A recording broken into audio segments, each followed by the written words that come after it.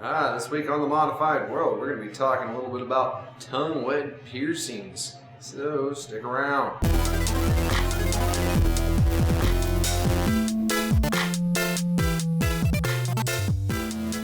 Good evening. Welcome to The Modified World. It's a weekly web show about body modification. People do it, people get it. Why it matters. I am JC Potts. I'm the senior piercer over here at Blam, world famous Pangea Piercing. Downtown Ann Arbor, Michigan. I purvey internet wackiness. And this week I had a nice young lady who came in all the way from DC who came in. Let me pierce the web of her tongue. Oh boy, howdy, we're in for a treat this time. Actually got somebody willing to A, let me film, and B, getting their tongue web pierced. Not this, not a smiley, but the actual web underneath the tongue. And I've gotten numerous requests about this video, so I'm happy to finally be able to bring it to you.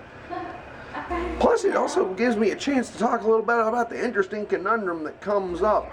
It's funny because the more well-known I get online, the less likely it is for people to want to film with me, because then they actually start getting nervous. They're like, oh shit, somebody's actually going to see this. And, and since I don't, shill for, whatever companies or anything like that, then, well, I guess it reduces the opportunities. See, here's the thing, is at the point that we're at with right around 100,000 subscribers, you start getting people that will get a hold of you saying, hey, they want to get a piercing, but because they want to talk about their business or their whatever and stuff. And I'm cool with that, provided that it's something that I'm cool with. I will never, ever, ever shill or allow anybody to shill on here for something that I wouldn't do for free. I feel like, it's kind of important to not sell your integrity. I have some, a little bit, and if I ever tell you guys, hey, look at this thing over here, I think this is cool, you can rest assured it's not because I was getting paid to say that. That said, if y'all wanted to give me some money for go ahead promoting things that I already like if BMW wanted to give me money, I'll take it.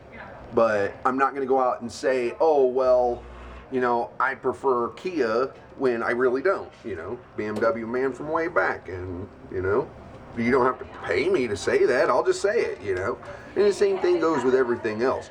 And so, of course, then, real, actual people get a little more nervous about actually getting seen on this stuff. Advertisers, they're happy to be seen, so I guess that's the point where we wind up running into ourselves. But this nice, happy young person has no things to try to shill or shell or anything like that. Nope, they're just here to get something happy and willing to let me film, so I'm pretty stoked about that. Is that girl that drove like 3 hours each way to come and get this piercing. 3 hours? Oh, my furthest person came from Dusseldorf. Where's that? Yeah. Yeah. What? Well, I told you I do a YouTube show. It's actually somewhat popular. Hey, YouTube. Yeah. Hey, YouTube. I get recognized in airports all the time. Really? Yeah. The funny thing is, so famous. The funny thing is actual, internet fame does not translate into shekels, though, unfortunately. With tongue web piercings, you kind of have to stick towards, jewelry that's going to be, not trapping a lot of gross plaque, bacteria and stuff. So I always steer people towards either a small curved barbell or captive bead ring. Either one. Doesn't really matter too much.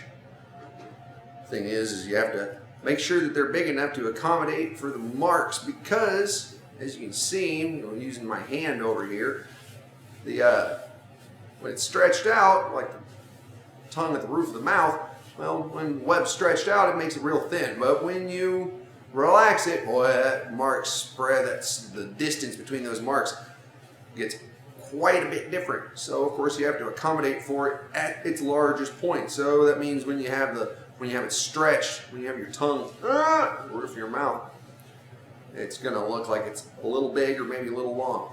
I don't mind though, because tongue web piercings, you don't actually run into your teeth or anything like that. So there's not the same considerations you have with dental damage like you do with like the smiley piercings or what have you. Pretty straightforward. You get a hold of it, pierce it, put jewelry in there.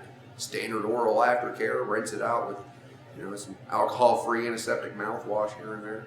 Pretty simple. And out. There you go. Now this is the fun part where you have to sweep this around without stabbing them in the face.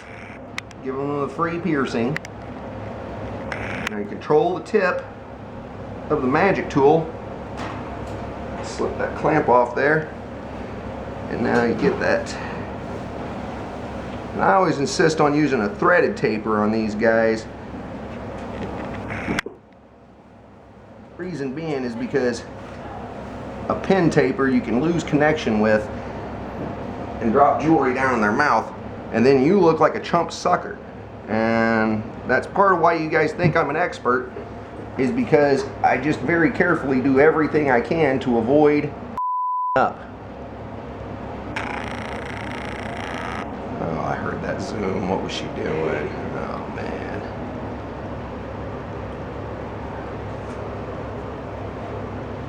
Alright, this is the tough part here.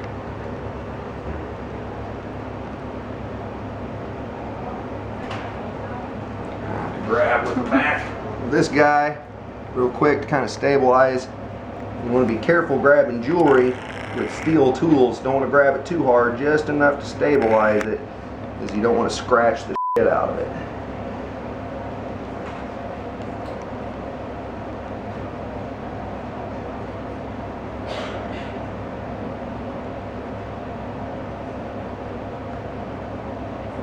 Of course, the superior threading characteristics of high quality and industrial strength body jewelry makes it so much easier for you. I want to get that centered. There you go. How you feeling? Oh yeah, look at that. There's the finished product sitting in there. Oh my God. Oh my so God. good. Don't zoom. You're killing me. Yeah. I look now. Yeah, please go take a look. Follow her over there. Tell me what you think.